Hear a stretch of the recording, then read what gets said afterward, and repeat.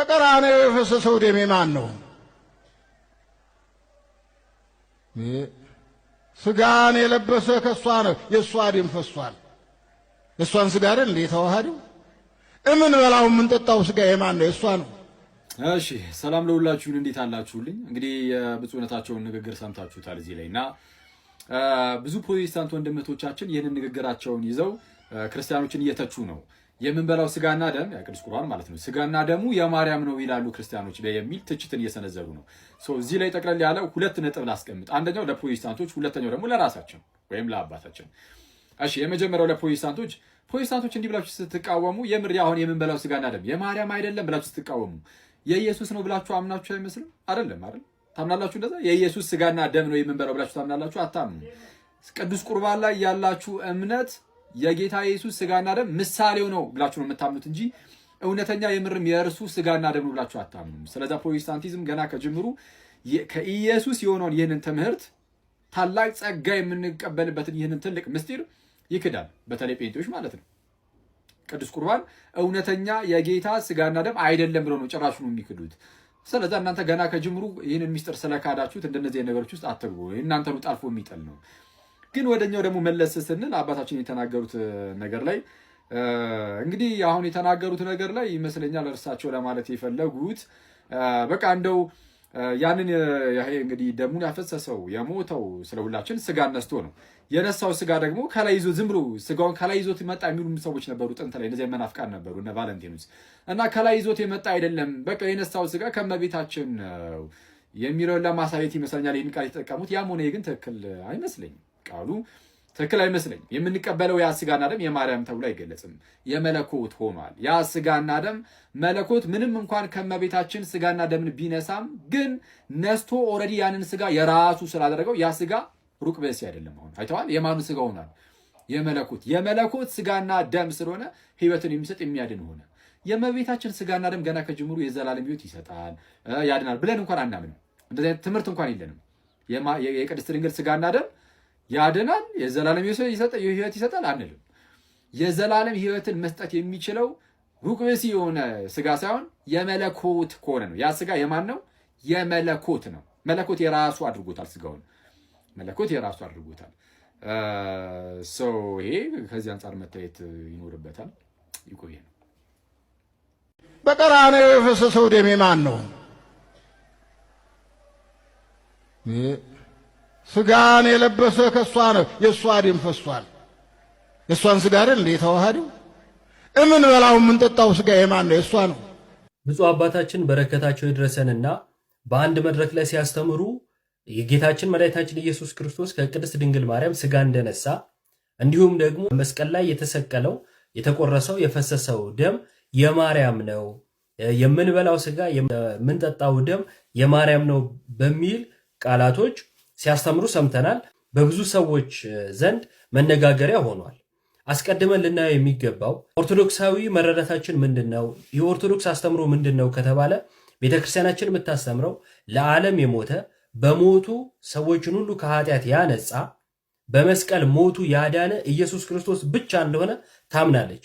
በእምነት መግለጫዋም ሳይቀር ይህንን ትናገራለች። ይሄ የቤተክርስቲያን እምነት ነው ማለት ነው። ታዲያ አባቶቻችን ምን ለማለት ይህንን ቃላቶች ተጠቀሙ ከተባለ ልክ ጳውሎስ እንደሚናገረው ከሴት የተገኘ ልጁን ላከ ብሎ በስጋ ከቅድስት ድንግል ማርያም መገኘቱን እንደተናገረ ሁሉ የጌታችን የመድኃኒታችን የኢየሱስ ክርስቶስ ስጋና ደም መገኛው ወይም ደግሞ የተገኘው ከቅድስት ድንግል ማርያም ነው፣ ወይንም ደግሞ የነሳው ከቅድስት ድንግል ማርያም መሆኑን ለማመልከት እንደተጠቀሙት ግልጽ ነው። ምክንያቱም አስቀድሞ እምነታቸው የታወቀ ስለሆነ ማለት ነው። ጳውሎስ ለምሳሌ በገላትያ መልእክቱ ምዕራፍ 6 ቁጥር 14 ላይ እንደዚህ ይላል፣ ዓለም ለእኔ የተሰቀለበት እኔም ለዓለም ከተሰቀልኩበት ከጌታ ከኢየሱስ ክርስቶስ መስቀል በቀር ሌላ ትምክህት ከኔ ራቅ ይላል። ጳውሎስ ለዓለም ተሰቅያለሁ ስላለ ለዓለም በመስቀል ሞቱ ዓለምን ዋጅቷል ጳውሎስ ብለን ተናግረናል ወይስ እንደዛ መረዳት ይዘናል? አልያዝንም። ለዓለም ተሰቀልኩ ስላለ ሄዶ ለዓለም ተሰቅሏል በመስቀል ላይ የሚል ትርጉም ካልያዝን ለምን አሁን ያዝን? ይሄ ጥያቄ ለፕሮቴስታንቶች ነው። ይልቁኑ ደግሞ መረዳታቸው ምንድነው ምን ለማለት ፈልገው ነው የሚለውን ማብራሪያ ለምን አልተጠበቀም ከተባለ አስቀድሞ እነሱም የሚጠብቁት እንደዚህ አይነት ነገሮች ስለሆነ መምህራኖች እንደዚህ አይነት አገላለጾችን በጥንቃቄ ቢናገሩ ጥሩ ነው።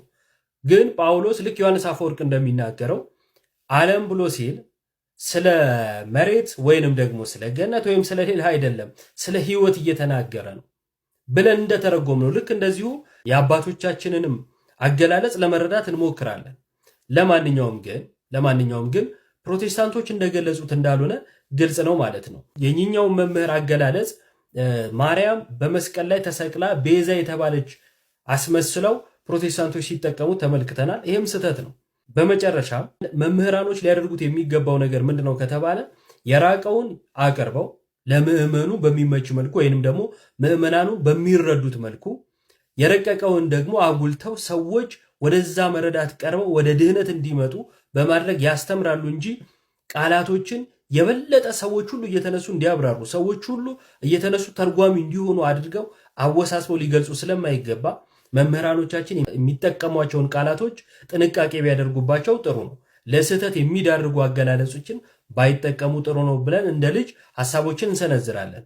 ለማንኛውም ይህ አነጋገር ሰዎች ወደ ስህተት እንዲተረጉሙትም በጣም የተመቸ ስለሆነ ማብራሪያ ይፈልጋል። ፕላስ ደግሞ በጣም የተለጠጠ አገላለጾችን ባንጠቀም ጥሩ ነው። በተለጠጠ ቁጥር ስህተቶችን በብዛት ይሸከማልና ማለት ነውና ከዛ አንጻር አባቶቻችን ለቤተክርስቲያን ውጭ ላሉ ሰዎች የሚመቹ ወይንም ደግሞ ቤተክርስቲያንን ለመሳደብ እንዲያመቻቸው እያደረግን ባንገልጽ ጥሩ ነው ለማለት ነው። ሰላም ክርስቶስ ይብዛልን። መስቀል ላይ የዋለው የድንግል ማርያም ስጋ ነው። አንተ የማን መሰለ ቤዛ የሆነ? እኚህ አባት ተሳስተዋል ወይ? ለእኔ አልተሳሳቱ። የቃላት ስተት ግን ነበረ። ሲያስተምሩ ሰው ሊያጣሞ የሚችለው የቃላት ስተት ነበረ። ሙሉ ቪዲዮን ዩቲዩብ ላይ ገብቻ ይቸዋለሁ። የዩቲዩቡ ባለቤት ግን የጻፍከውን ጽሁፍ ማጥፋት አለብህ። ይህ እሳቸው ያስተማሩት ትምህርት አይደለም። ማጥፋት አለብህ። በምችሉት መጠን ኮፒ ሊንክ አድርጉ። አያይዤ አንድ ቪዲዮ ላሳያችሁና የእሳቸውን ንግግር ወደ ምላሹ እንሄዳለን። ቀራንዮ አደባባይ ስትመጡ ከመስቀሉ ስር ድንግል ማርያምን ታገኛላችሁ። እንግዲህ እንደሰማችሁ ዩቲዩቡ ባለቤት የጻፈው አላስፈላጊ እሳቸውን ያስተማሩት አይደለም። ነገር ግን እሳቸው ሲያስተምሩ ትንሽ የቃላት ስህተት ሊኖር ይችላል፣ ሰው ሊያጣሙ የሚችለው። ምን አሉ? በመስቀል ላይ የነበረው የማርያም ስጋ ነው። እየሰማችሁኝ ነው? የማርያም ስጋ ነው በመስቀል ላይ የነበረው። ስለዚህ ምንን ሊያስታውሱ ፈልገው ነው? ትምህርታቸው ሲጀምር ከቤዛነት ጋር ተያይዞ ስለነበረ ክርስቶስ የነሳው ስጋ የማርያምን ስጋ ነው ለማለት እንጂ እኚህ አባት ሚስጥረ ስጋዌ ጠፍቷቸው መለኮት የማርያምን ስጋ ከነሳ በኋላ የገዛ ገንዘቡ ማድረጉ ጠፍቷቸው አይመስለኝም። እንደዛም አይደለም። ስለዚህ እኛ አባት እያስተማሩ ከነበረው ከመጀመሪያው ገብታችሁ ስትሰሟቸው እያስረዱ የነበረው ያ ስጋ የማርያም ስጋ ነው። መለኮት የተስማማው መለኮት የገዛ ስጋው ያደረገው ያ ስጋ መለኮት የነበረው ደም ያ ደም የተነሳው ከማርያም ነው። ነገር ግን የክርስቶስ ስጋና ደም ነው የገዛ ገንዘቡ ስላደረገው። ስለዚህ ያ ስጋ የተነሳው ለመለኮት የተስማማውን ስጋ ምን ነው አቀለላችሁት? ምን ነው ማርያም እናቃችኋት ብለው ነገሮችን እያስተማሩ የነበሩ አባት ናቸው። ያ ስጋ የተስማማው የእመቤታችን የቅድስት ድንግል ማርያም ብቻ ነው ለመለኮት የተስማማው ስጋ። የሌሎች ጻድቃን የሌሎች ደናግሎች ስጋ ለክርስቶስ ለመለኮት አልተስማሙ። የእመቤታችን የቅድስት ድንግል ማርያም ስጋ ብቻና ብቻ ግን ከመለኮት ጋር ተዋህዷል። ያ ከተዋህዶ በኋላ መለኮት በገዛ ገንዘቡ የራሱ አድርጎታል። ስለዚህ የዳነው በክርስቶስ ስጋና ደም ነው እንጂ በእመቤታችን አይደለም። ባለ የኔ ብቻና ብቻ ነው። ይሄ መፈክር በርዝጊና አሰሚ በርዝጊና ባለ የኔ ብቻና ብቻ ነው ወይ የሚባል ህግ የለም። ያንቺና የእህቶችሽ ነው። ሶስት ሰው ይቀረዋል ገና። ወንድሜ ሰላት ላይ በርታ፣ ብር ሰብስብ፣ የእሷንም ሐቅ ጠብቅ። እዚያ በኋላ በሩ ክፍት ነው አባቴ። ያ ወንድማችን እንደተናገረው በእስልምና እንግዲህ አንድ ወንድ እስከ 4 ሴት ድረስ ማግባት ይችላል። ይህ ደግሞ ፈጣሪ የሰራው ህግ ነው በቁርአናቸው አስተምሮ መሰረት ማለት ነው። ስለዚህ አንዲት ሴት ባሌ ከኔ ውጪ እንዲያገባ አልፈልግም ማለት አትችልም። ባይዚ የሴቷ ፈቃድ አይደለም። አላህ የሰጠው ለወንድ ልጅ የሰጠው መብት እስከሆነ ድረስ እሷ ይሄንን መቃወም አትችልም እንደ እስልምና አስተምሮ። ሲጀመር ወንዱ የእሷን ፍቃድ መጠየቅም አይገባውም። በነገራችን ላይ በእስልምና አስተምህሮ ቪዲዮን ካገኘሁኝ ያሰማችኋለሁኝ። ተስማምተናል። ሚስቶቻቸውን ደብቀው የሚያገቡ ሰዎች ኒካሃቸው ሰሂህ ነው። እንኳን ሚስት ማስፈቀድ አይደለም አባት ማስፈቀድ አልተገደድንም። ወንዶች አላህን ፍሩ። አንዳንድ ጊዜ የሴት አስተሳሰብ ጭንቅላታችሁ ውስጥ አታስገቡ። ሴቶቹ ምን ተመርተዋል መስላችሁ? ኡስታዝ ይላሉ። እኔን እኮ ሳይነግረኝ ነው ያገባው እና ይበቃለታል እንዴ ሊካው? አዎ ይበቃል እንዴ እኔ ሳልስማማ። አንቺ ማነሽ? ሚስት እንጂ ምን ናት? አስሉ ወንድ ልጅ እኮ ለአባቱ ሚስቱን ይዞ አባዬ እቺ ሚስቴ ናት አግብቻታለሁ ብሎ ነው የሚያስተዋውቀው እንጂ አባት ሄዶ ካጨለት አልহামዱሊላህ፣ ካላጨ ግን አባት ይስማማ አይስማማ ሸርጥ አይደለም። فما بالك بالزوجة. السلام عليكم ورحمة الله. ስለዚህ አንድ ወንድ ከአንዲት ሚስቱ ሌላ ለማግባት ከፈለገ ሲጀመር እሷን ማስፈቀድ አይጠበቅበትም፣ ለሷ መንገርም አይጠበቅበትም። ባይዙ እሷን ሳያስፈቅድም ሳይነግራትም ሌላ አግብቶ ምናምን ሚስትና ልጆች ሊኖሩት ይችላል፣ እንደ እስልምና አስተምሮ ማለት ነው። ይህ ግን እንግዲህ ወደ ክርስትና ሲመጣ እንደምታውቁት ስህተት ነው፣ አይፈቀድም። በክርስትና ፖሊጋሚ በፍጹም አይፈቀድም። ፖሊጋሚ ከአንድ በላይ ብዙ ሴት ማግባት ማለት ነው እና አይፈቀድም። መጽሐፍ ቅዱስም ደግሞ ይህንን ያስተምራል። ብዙ ጊዜ እንደዚህ ስንናገር ብዙ ሙስሊሞች አይ እግዚአብሔር አምላክ ይህንን ህግ አልሰራም፣ አንድ ሰው ስንት ሚስት ነው የሚያገባው የሚለውን ህግ አልሰራም ይላሉ። ይህ ፈጽሞ ሮንግ ነው። እግዚአብሔር አምላክ ገና በዘፍጥረት ምዕራፍ 2 ቁጥር 24 ላይ በግልጽ ነግሮናል። ሰው እናትና አባቱን ይተዋል፣ ከሚስቱም ጋር ይጣበቃል፣ ሁለቱም አንድ አካል ይሆናሉ። አሁን እዛ ጋር የተወራው ስለ አዳምና ሔዋን አይደለም፣ ሰው ብሎ ነው የተናገረው። ስለዚህ ለሰው የሰራው ስርዓት ነው። ምን የሚል እናትና አባቱን ይተዋል፣ ከሚስቱም ጋር ይጣበቃል፣ ሁለቱም አንድ ስጋ ይሆናሉ። አምስቱ አይደለም አንድ ወንድና አራት ሴት፣ አምስቱ አንድ ስጋ ይሆናሉ ሳይሆን ሁለቱ አንድ ስጋ ይሆናሉ። ይህ ለሰው ልጆች የተሰራ ህግ ነው። በቃ ለዛም ነው በአዲስ ኪዳንም ጌታችን መድኃኒታችን ኢየሱስ ክርስቶስ በማቴዎስ ወንጌል ምዕራፍ 19 ቁጥር 5 ላይ ስለዚህ ሰው አባትና እናቱን ይተዋል፣ ከሚስቱም ጋር ይተባበራል፣ ሁለቱም አንድ ስጋ ይሆናሉ የሚለውን ቃል አላነበባችሁም ምን ብሎ አይሁዳውያንን የብሉይ ኪዳኑን ጥቅስ የሚያስታውሳቸው ማለት ነው። ስለዚህ ሁለቱ አንድ ስጋ ይሆናሉ የሚለው ህግ ሁልጊዜም የጸናና የታመነ ቃል ነው። ስለዚህ ሁለቱ ብሎ በግልጽ ተናግሮ ወደ አንድነት እንደሚመጡ በግልጽ ተናግሮ እግዚአብሔር ግን አላዘዘም ማለት ይሄ ፈጽሞ ሮንግ ነው። ቅዱስ ጳውሎስ በአንደኛ ቆሮንቶስ ምዕራፍ 7 ላይ ሰዎች እንደኔ ባያገቡ መልካም ነው ብዬ አስባለሁ፣ ነገር ግን ይላል ቁጥር 2 ላይ ነገር ግን ስለ ዝሙት ጠንቅ ለእያንዳንዱ ለራሱ ሚስት ትኑረው። ይሄው ለኛ ለክርስቲያኖች የተሰጠ ትእዛዝ ነው። ምን ትኑረው? ሚስቶች ይኑሩት አይደለም፣ ሚስት ትኑረው። ለእያንዳንዱ ለራሱ ሚስት ትኑረው፣ ለእያንዳንዲቱ ደግሞ ለራሷ ባል ይኑራት። ባል ለሚስቱ የሚገባትን ያድርግላት፣ ባል ለሚስቶቹ የሚገባቸውን ያርግላቸው አይደለም። ለሚስቱ ብሎ በሲንጉላር ቨርብ በግልጽ ነው የሚናገረው። እንደዚሁም ደግሞ ሚስቲቱም ለባሏ፣ ሚስት በገዛ ስጋዋ ላይ ስልጣን የላትም፣ ስልጣን ለባሏ ነው እንጂ። እንዲሁም ደግሞ ባል በገዛ ስጋው ላይ ስልጣን የለውም፣ ስልጣን ለሚስቶቹ አይልም፣ ለሚስቱ ነው እንጂ ይላል በግልጽ።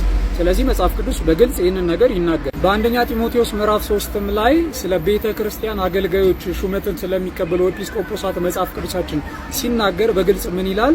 አንደኛ ጢሞቴዎስ ምዕራፍ 3 ቁጥር 2 ላይ እንግዲህ ኤጲስቆጶስ እንዲሆን ሊሆን ይገባዋል የማይነቅፍ የአንዲት ሚስት ባል። ይኸው በግልጽ የአንዲት ሚስት ባል። አለቀ በቃ። የምን ክርክር ነው? ቁጥር 22 ላይ ባይዜ ዝቅ ብሎ ቁጥር 12 ላይ ዝቅ ብሎ ምን ይላል? ስለ ዲያቆናት ልጆቻቸውንና የራሳቸውን ቤቶች በመልካም እየገዙ እያንዳንዳቸው የአንዲት ሴት ባሎች ይሁኑ።